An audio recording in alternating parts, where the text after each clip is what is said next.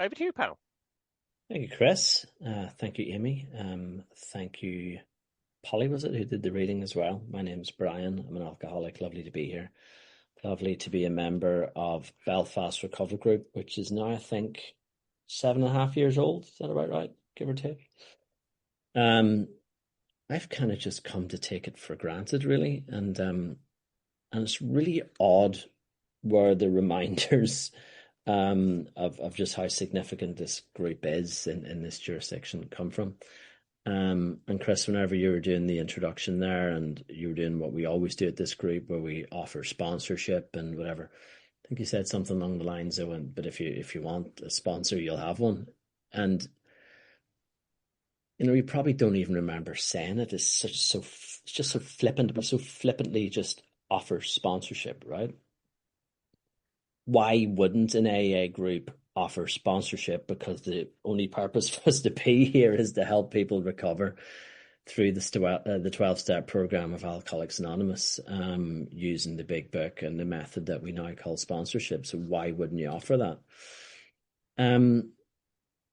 I guess it's just really important for me to remember where I came from and my AA experience. And not only was I not offered sponsorship, I was encouraged not to be sponsored.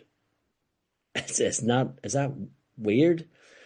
And some of the guys that attend our meeting, who I know well, some of whom are here, really only know this environment. I sort of sometimes think of the big book study groups in Alcoholics Anonymous as being this kind of a movement within this greater organization. And I think that's the wrong way to look at it, because to do Alcoholics Anonymous in accordance with the 36 spiritual principles of Alcoholics Anonymous is Alcoholics Anonymous. And those who do it differently and bear the AA brand are still AA groups, but only by virtue of a right to be wrong.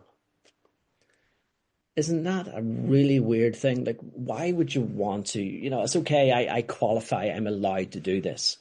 Because of this clause that says, even if I'm really shit and I'm doing things that harm people and I ignore my responsibilities under the savings of life business in which I'm a part and do whatever the hell I want. But by virtue of a little clause, I can still put up the AA branding and carry on and not offer people sponsorship. And my experience was going around all these rooms trying to figure out who are the sponsors amongst all these miserable people talking about their problems. Um,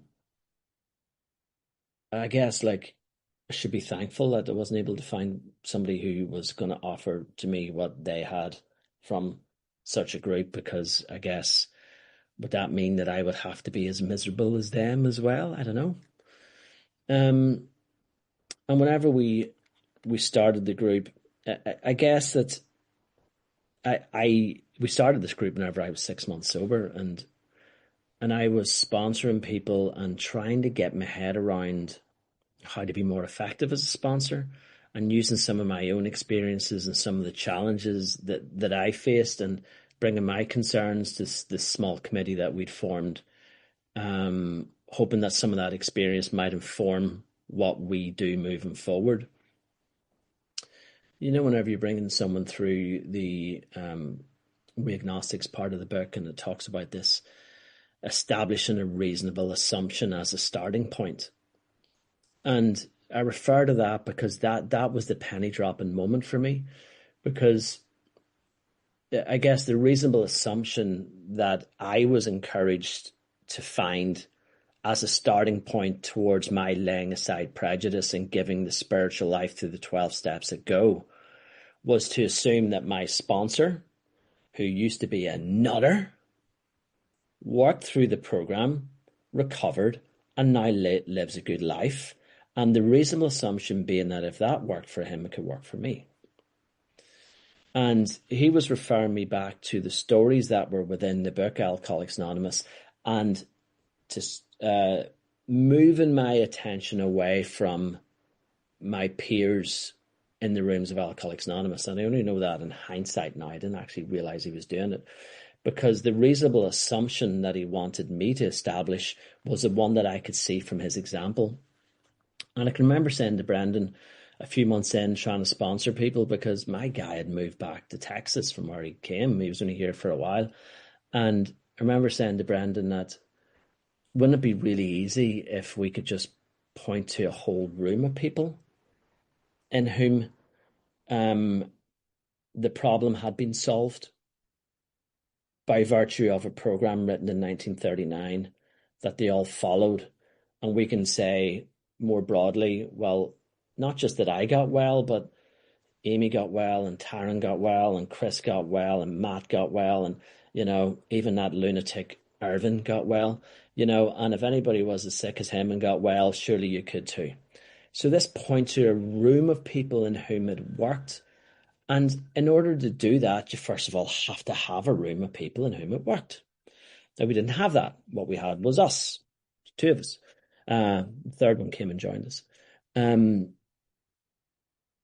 So we just sponsored, and we sponsored, and we sponsored, and we sponsored, and we did what it says to do in A Vision for You. And then more people appeared, and then the group of people became bigger, and then it shrank a bit and became bigger. And I guess we did AA the way AA was designed to be done. And we tried our best, often in the barrage of many errors and the consequences of which followed, tried to hold ourselves accountable to the 12 traditions of Alcoholics Anonymous, with no mentors as such to guide us through it, just with a trial and error approach of reading the literature, trying to understand what it means and applying it to the group, because we're in the freaking saving of lives business.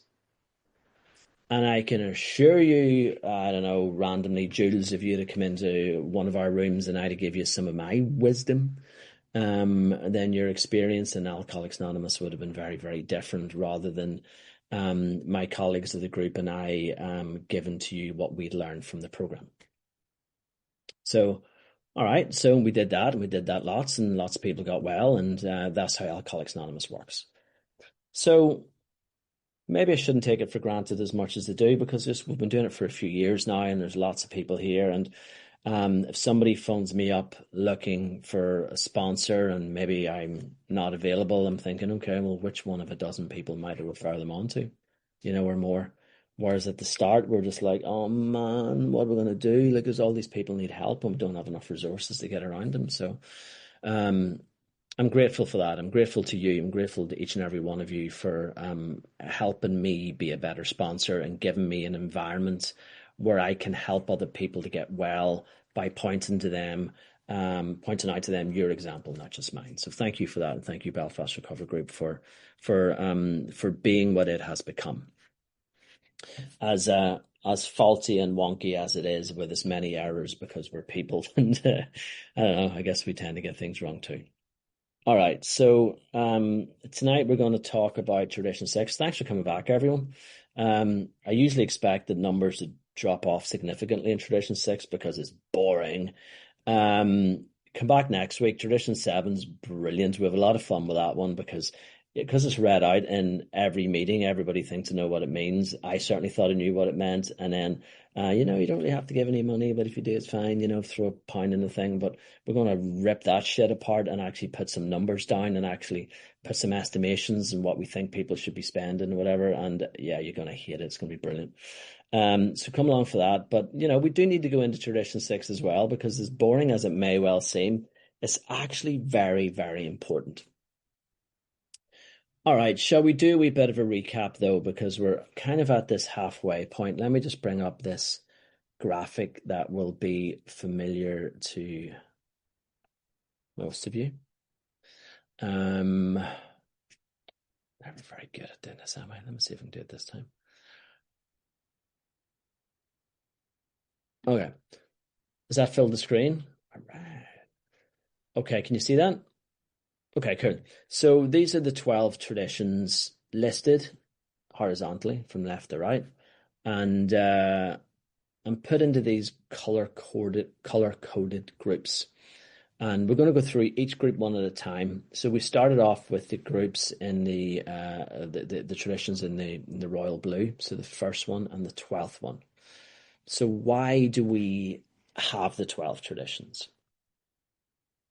Well, just to recap and look forward to the second edition, which for anyone who wants to see a brief overview of the AA story, that's a good handy way to get a look at it.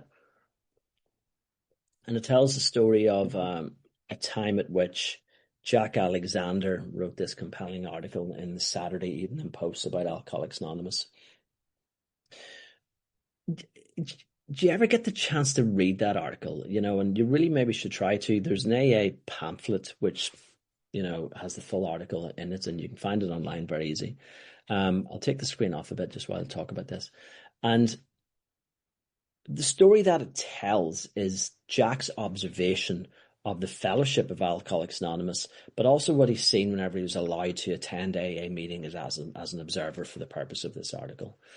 And there's something that I thought was an interesting experiment whenever we were quite young in the group, was to think, all right, well, if Jack Alexander had to come in here tonight, would he have wrote that same article about what just happened here? I guess kind of a cool little litmus test. And he certainly doesn't paint a picture of a bunch of guys soft-soaping each other about how wonderful they are because they didn't take a drink today.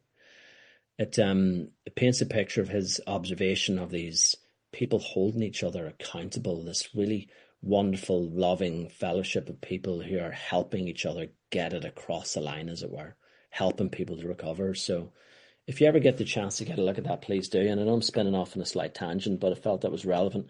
And, but whenever he wrote that article, all of a sudden, this relatively small fellowship, but had a wee bit of publicity. Rockefeller was sort of showing a wee bit of interest at one point, and the clergy were getting involved. Liberty magazine did a bit. But once the Jack Alexander article broke, boom, this mad mushrooming process happened. And, the AA membership went right up to 8,000, practically overnight. And what then happened, of course, was there was groups in neighbouring cities and beyond, and travelling salespeople who were maybe starting off in Akron or Cleveland would be bringing, big books and other literature out to areas where they would go whilst travelling in response to inquiries that had poured in. And so these groups were just springing up, and there were groups run by alcoholics, obviously. And I remember whenever we had our physical meetings, we would usually try to go for coffee after the meeting on a Saturday morning, and trying to get 3 people to agree where the frig we're going to go for a cup of coffee. So you can imagine what it was like with these groups that had just opened up at the back of a church hall and, the arsehole of nowhere and whatever. And, all incredibly earnest people trying to do the right thing. But the groups were just so different to each other. And in the absence of rules or guidelines or whatever, they just kind of established their own. I guess it seemed reasonable. And it was maybe things like, we prefer a higher class of alcoholic in this city. We don't really want the ones that are living on the streets. Or if you come here, maybe you can wear a shirt and tie or whatever. And like all these crazy little rules that have sprung up. And if you'd have taken the rules from each and every one of those groups and compiled them all together, it would certainly not be possible for me to join, and certainly not possible for anybody in this screen to join, because there were just so many of them. And that of course was problematic in and of itself, but the real concern that the guys had was that there was no unity here. The questions they asked was, could these large numbers of erstwhile erratic alcoholics successfully meet and work together? Would there be quarrels over membership, leadership, and money? Would there be strivings for power and prestige? Would there be schisms that would split AA apart soon? And it turns out it was incredibly soon. AA was beset by these very problems on every side and in every group. So from that, they figured out that the need to codify a set of guidelines around which they could unify. And the unity that we're talking about here isn't that Chris, Jules, Taryn, Amy, and I all agree in every subject, so therefore we're unified, because what we're really meant to do is actually maybe have healthy debates about things. But we have to unify around a common purpose. And Page 17 of the book Alcoholics Anonymous describes that common purpose much better than I could, and we don't have the bandwidth to go into that in much detail today, but the gist of it being we unify around the program of Alcoholics Anonymous. And we join in brotherly and harmonious action in taking that program out, standing shoulder to shoulder, ridding the world of alcoholism one drunk at a time, whatever way you want to word it. But the subject matter around which we unify is the book Alcoholics Anonymous. So if you go into AA meetings that don't talk about the book Alcoholics Anonymous, I don't know what the hell that is. I don't know what that is. I know, but it's not bringing unity, but even within big book study groups, when sharing, if you stick up your little hand and whenever you're invited to share, you just maybe talk about what happened in your church today and your charismatic pastor said this, that, and the other, whatever. I don't dispute whether any of that was useful in your life or not. That's amazing, but that's not why we're there. The National Association of Stamp Collectors, you always get a mention. I don't know if they exist or not, but if you were to attend one of their meetings for to say, I'm here to talk about my collection of James Joyce novels, they would probably say, that's a wonderful thing to collect, but we don't do that here. We talk about stamps. Is that not pretty obvious? But would it not also be obvious then that a group of people calling themselves Alcoholics Anonymous would talk about Alcoholics Anonymous? Is that fair enough? But that's the subject matter around which the 12 traditions were designed to have us unify. And the method by which we unify around Alcoholics Anonymous is in tradition 12. Anonymity, meaning the spiritual principle of anonymity, i.e. the placing of principles before personality. So I lay aside my ideas, my principles, whatever I think is right, in favour of focusing on the 36 principles of Alcoholics Anonymous. I'm looking at all the traditions on the screen. With at least 5 or 6 of them, I know I've got better ideas. I don't just think I've got better ideas, I know it. Such is the level of my arrogance. So these traditions are here to protect you from me. I'm entitled to have those views and opinions, and we can argue about them, over coffee sometime. But whenever I'm in the rooms of Alcoholics Anonymous, my job is to unify. My job is to make sure that the new guy who's coming in is hearing consistency from me to the other members of the group, whatever. And although our experiences might be slightly different because they are experience, the essential essence of what we're here to achieve remains the same because I'm placing the principles of Alcoholics Anonymous before my personality. We've covered the pale blue section as well, where we looked at the authority in great depth on tradition 2.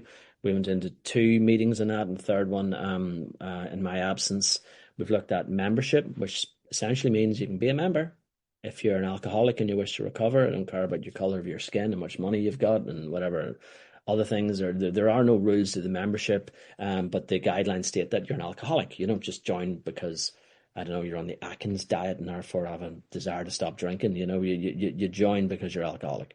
Again, that seems like stating the obvious, but the third tradition, the short form, has been bastardized that much over the years that I don't even know what it means anymore. And then we looked at autonomy, which doesn't mean you do whatever the hell you want, but it invites us to come up with customs. Customs that empower the group to take the message of tradition 1 through its group conscience, whose authority was explained in tradition 2, to come up with a level of autonomy in terms of the way that it carries the message, which then makes it its message that it carries in tradition 5. Now, if you want more details on those, I understand that these have been recorded, so I'm sure you can get access to those if you want. But we're going to go on to the very fun and very interesting tradition 6. It's not really boring. I didn't mean to say that at the start. Maybe I did. But what stands out about it is it's certainly longer than the other ones. So why don't I read tradition 6 out in the short form? It reads, every AA group ought never endorse, finance, or lend the AA name to any related facility or outside enterprise, lest problems of money, property, and prestige divert us from our primary purpose. In the long form, our AA experience has taught us that problems of money, property, and authority may easily divert us from our primary spiritual aim. We think therefore that any considerable property of genuine use to AA should be separately incorporated and managed, thus dividing the material from the spiritual. An AA group as such should never go into business. Secondary aids to AA, such as clubs or hospitals, which require much property or administration, ought to be incorporated and so set apart that, if necessary, they can be freely discarded by the groups. Hence, such facilities ought not to use the AA name. Their management should be the sole responsibility of those people who financially support them. I'm not done yet. For clubs, AA managers are usually preferred, but hospitals, as well as other places of recuperation, ought to be well outside AA and medically supervised. While an AA group may cooperate with anyone, such cooperation ought never go so far as affiliation or endorsement, actual or implied. An AA group can bind itself to no one.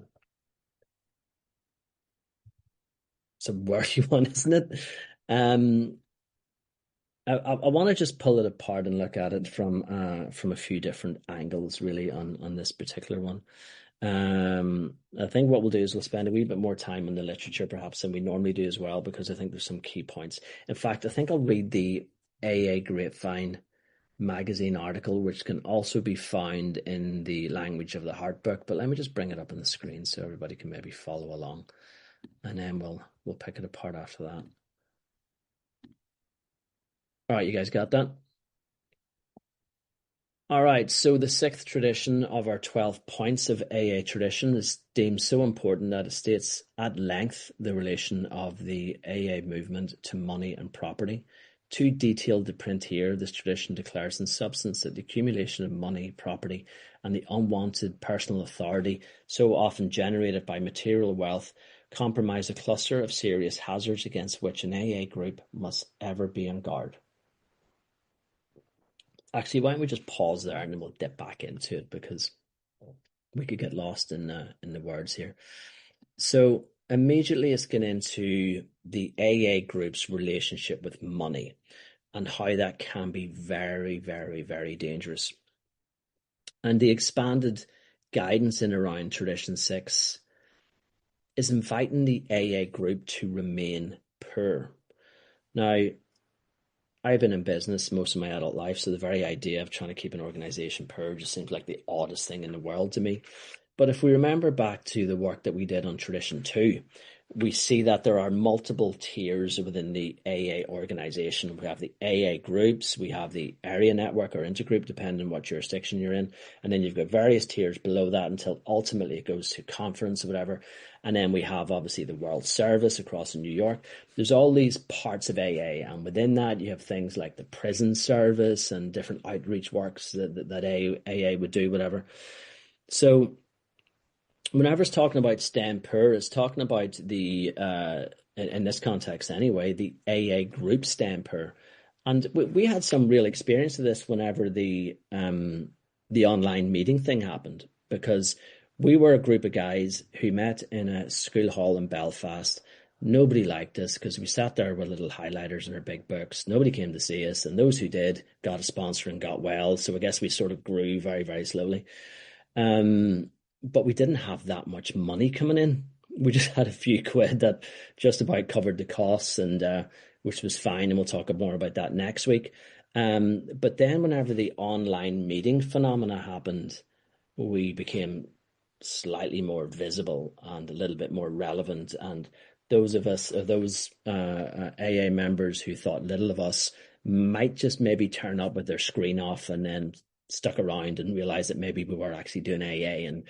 And anyway, so we grew quite rapidly, and then all of a sudden we had like thousands of pounds of money coming in every month. Like, it grew just so big, and there's just this huge amount of money coming through.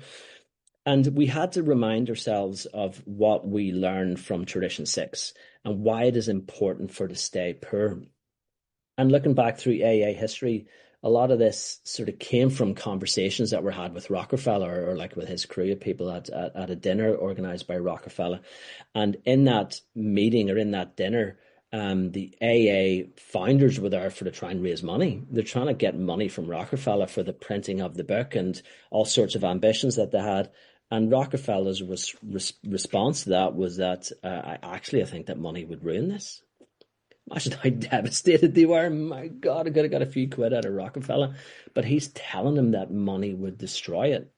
With AA being this spiritually principled movement of people without profit motive and focusing on helping each other, this peer-to-peer type environment, his advice was that money could potentially ruin it. But we need money. We need money for to run our groups and to pay our rent and to buy our big books and all the rest. So the idea of staying poor, the guidance of how to get to that point within Alcoholics Anonymous would show that the group would set a prudent reserve, so to keep enough money aside should it be needed, and to get rid of the rest. Now, the act of getting rid of the rest is not to head to Las Vegas and gamble a lot. It's to pass it down to the next tier down within the service structure, and it would avail of whatever it needed for the running of that level, and in turn then it would be passed on, and then the prison service would get its slice and all the rest, and then ultimately the money then would go to world service for whatever purposes it would need. So this idea of passing the money through, but we could go into that in greater detail, but that's more for a Tradition 2 workshop. But the principle of staying poor is also there for to protect us. This idea that it talks about within the article there of the problems that come from having money and the power associated with that kind of thing potentially. And I've certainly seen in my short time 2 occasions where treasurers have got themselves into hot money because they took the money. They took the money from Alcoholics Anonymous and were caught out and weren't in a position to pay it back, and all sorts of absurd things happened. In one case, for example, the police were called in, whatever. It was just crazy. And the reason why I think it was crazy is because I guess that if you find yourself in a situation where the treasurer takes the money from the group, who's to blame for that?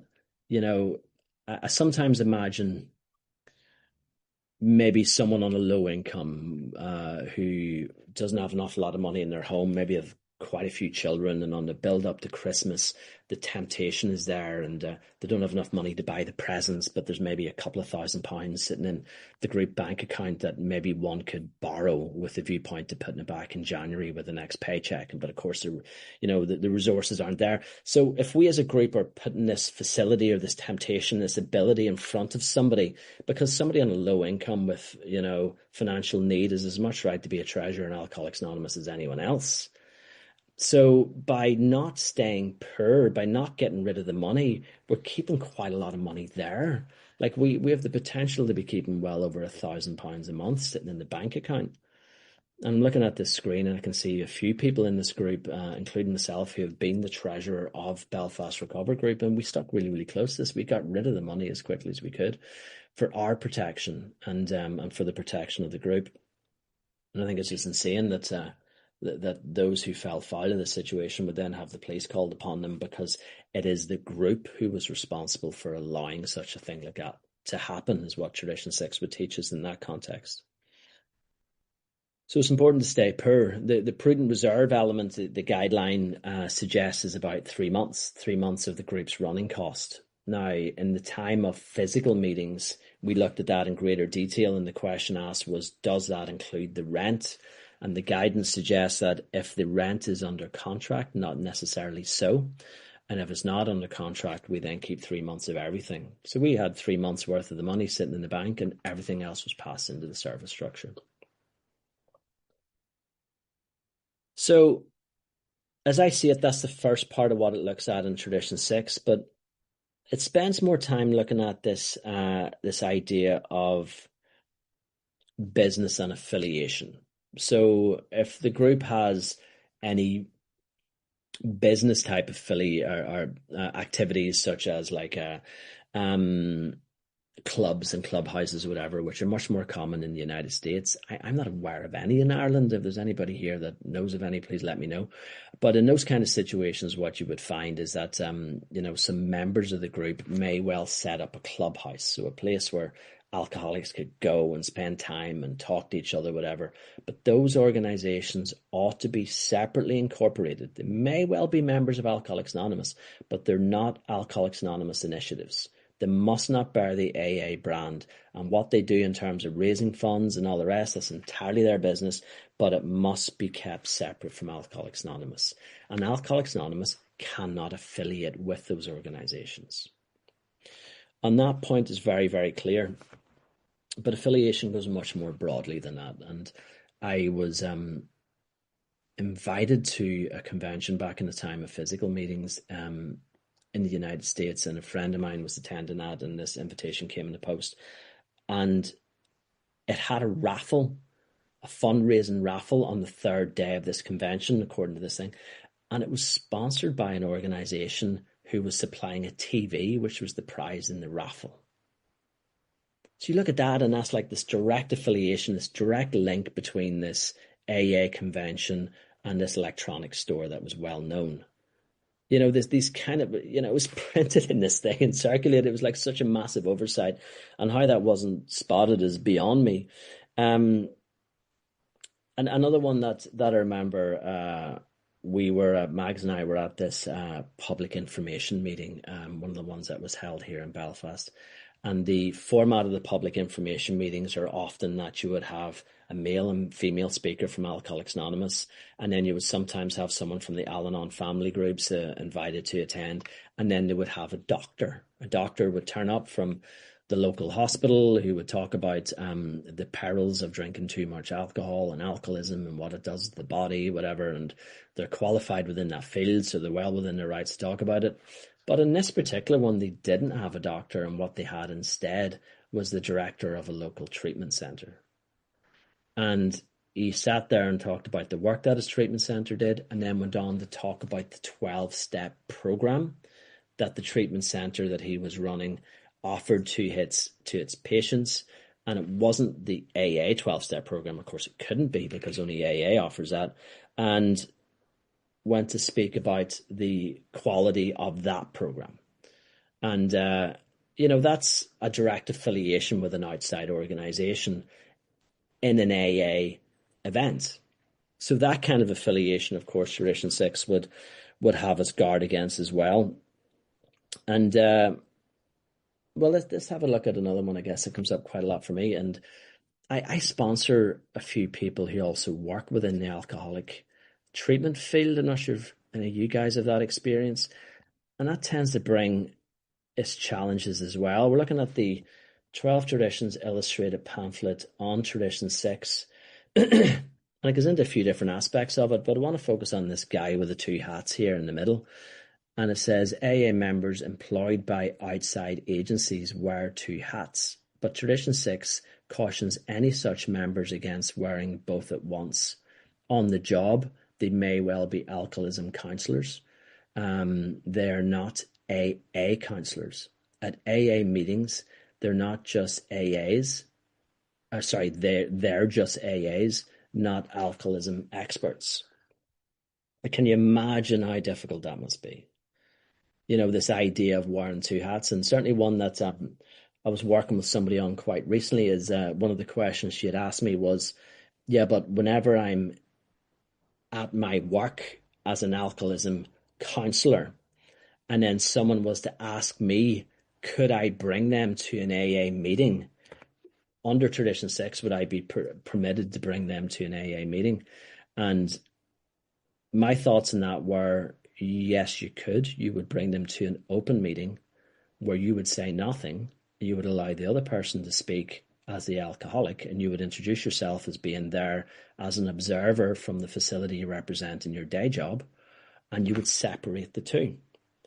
And if you happen to bump into each other in AA meetings, of course, that's a very, very different story. So there's all sorts of difficulties with that, but if that drifts into affiliation, then that's where it sort of lands us in trouble. And I like the terminology where it says such cooperation ought never go so far as affiliation or endorsement, actual or implied. So the implication of the action, if it was done otherwise, would imply some form of affiliation between the two organizations.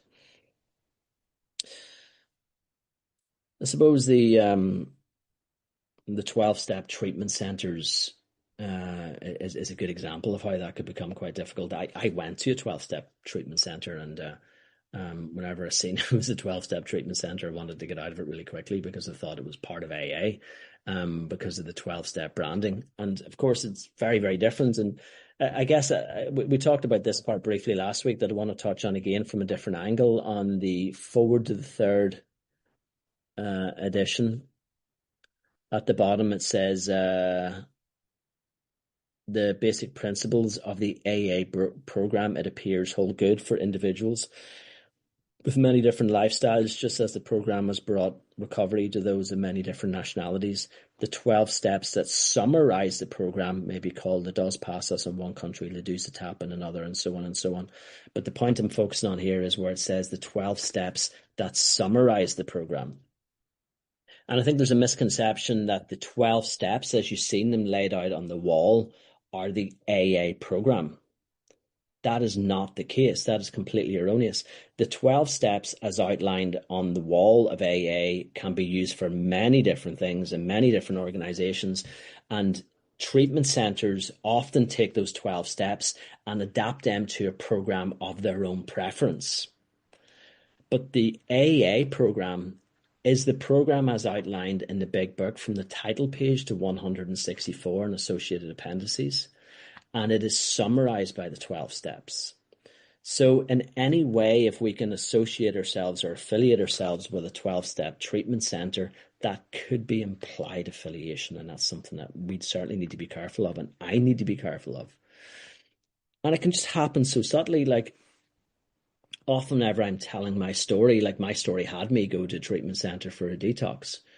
And that's fine where it's relevant to tell that story. There's no reason why I shouldn't.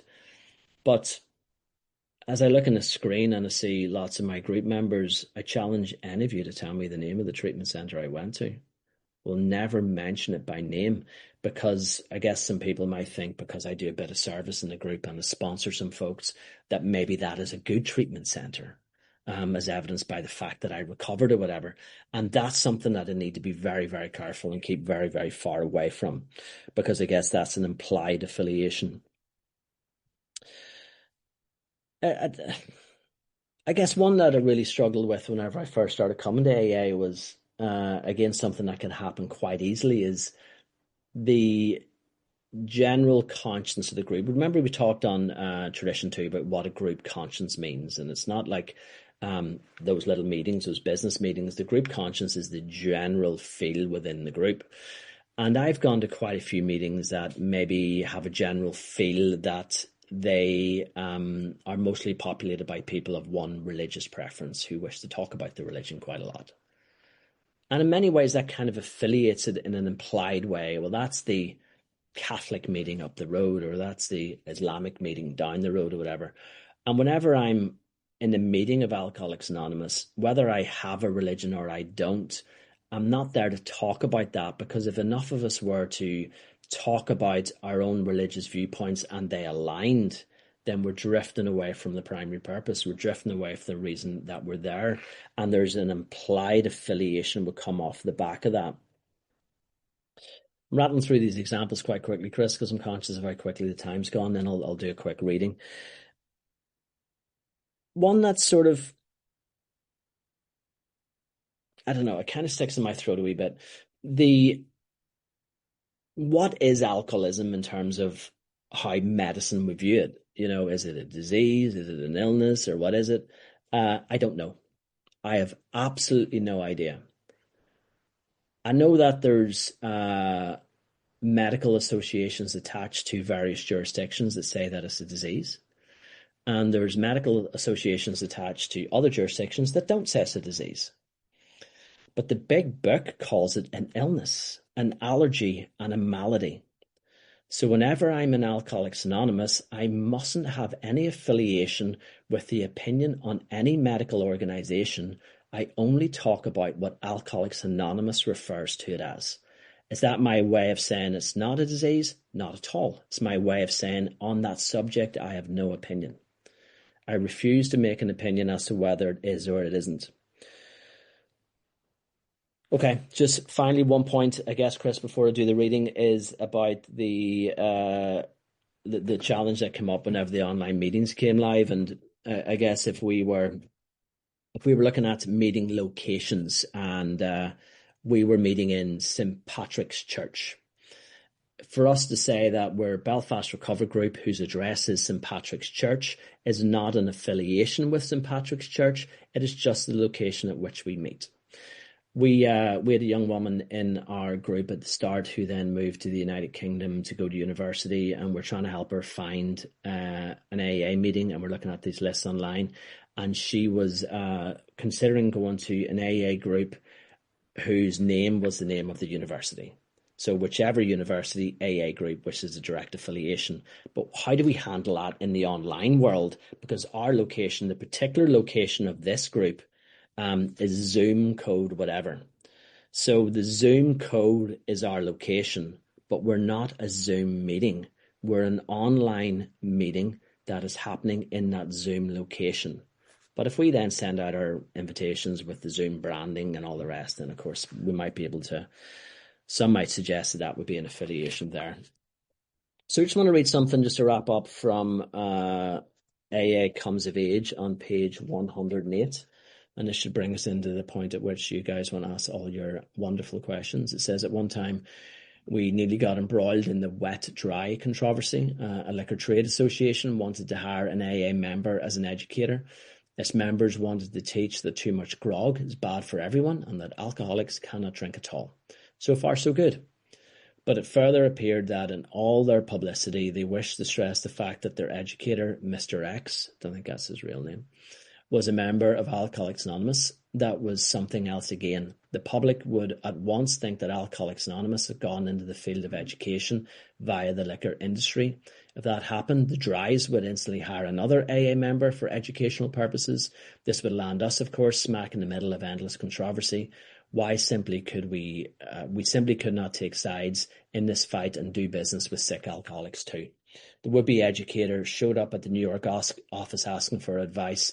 Of course, we told him that we thought factual education to be a very good thing, and that as a public relations expert and as a citizen, he certainly had a perfect right to take the job. But did he think that he should advertise his AA membership at the same time? Our member got the point. He said, Alcoholics Anonymous saved my life. It comes first. I certainly won't be the guy to land AA in big time trouble, and this might really do it. Our friend had summed up the whole endorsement problem. We saw as never before that we could lend, we could not lend the AA name to any cause other than our own. Thank you, Chris. Thanks to everyone. Look forward to your questions.